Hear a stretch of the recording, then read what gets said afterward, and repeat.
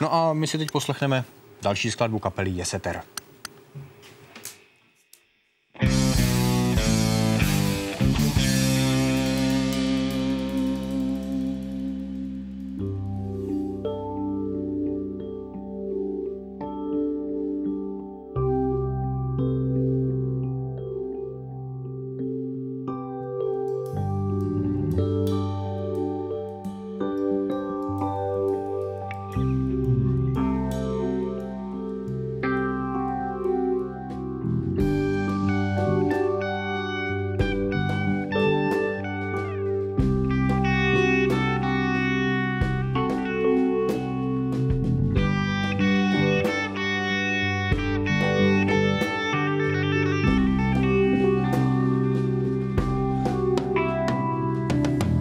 Spítící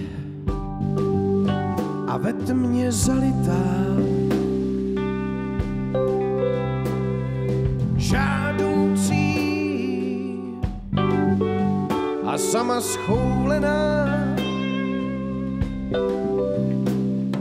nevěrná a v cetkách ukrytá.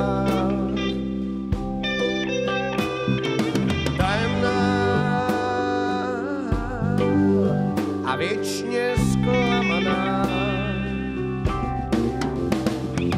A kdo s ní zatančí taneční krok, kdo s dechem sám nestačí, ať splní klid. Víru svou ať protančí den nebo rok. Z kola pak jen odchází a nemá nic. A nemá nic. A nemá nic.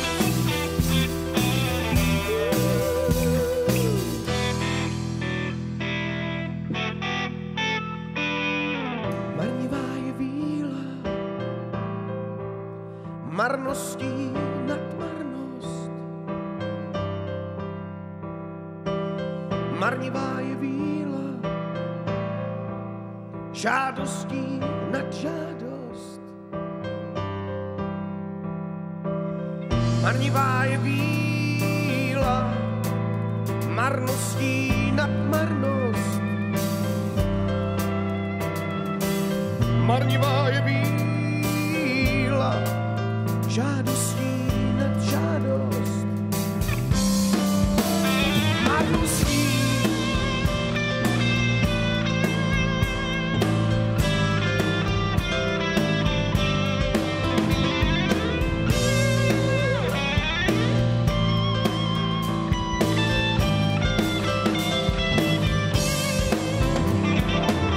Marnivá je víla, marností nad marnost. Marnivá je víla, žádostí nad žádost. Marností nad marnost, žádostí nad žádost.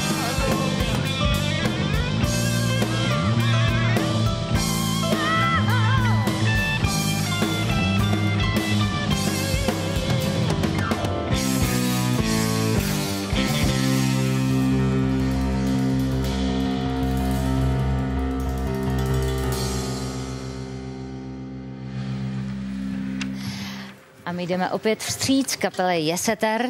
Tentokrát, abychom si s nimi trošičku systematičtěji a déle popovídali o tom, jak se jim daří, na čem zrovna pracují, co je před námi. Honza Gajdica bude mluvčí kapely, jinak je to kytarista kapely. To bylo nepřeslechnutelné. Ještě jednou dobré ráno. Dobré, krásné ráno. Dobré ráno. Tak já myslím, že začneme tím, že ty držíš CDčko, já držím plakát na jednu zajímavou akci.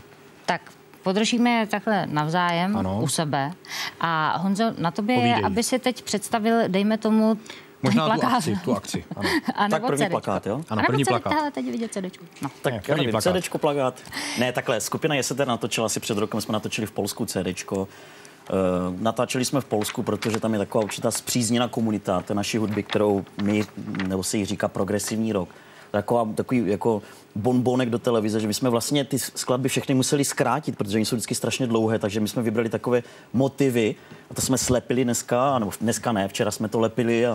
Čili dnes máte zcela nové, jinak neexistující verze tady pro nás. Proto se vždycky díváme na sebe, zdali jsme správně nebo nejsme, jako, a dívali jsme se, že jsme správně. Teď se tak dívám, že ono to spolu stejně asi souvisí, říkáš v Polsku, protože tady vlastně i na tom plakátu jsou 2 polské kapely.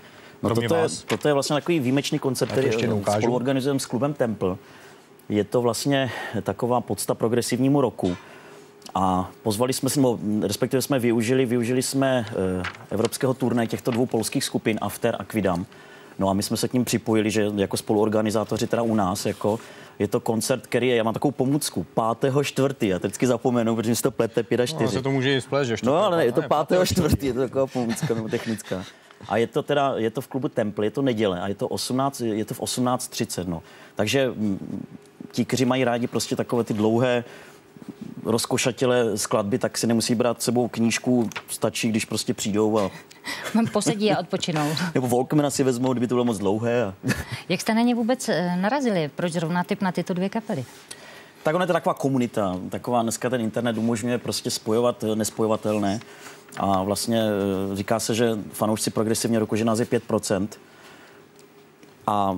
Ale samozřejmě 5% v každém městě a 5% v každém státě se nakonec teda, takže jsou různé servery a tam jsme na sebe narazili a oni teda požádali, zdali by tyto 2 kapely nemohli zahrát. No, my jsme řekli ano a jsme rádi, že ten koncert se uskuteční. Jinak je se tady k vidění a slyšení kdy a kde, takhle a v jakých prostředích nejčastěji? No, my totiž hodně zkoušíme. Takže to je důležité.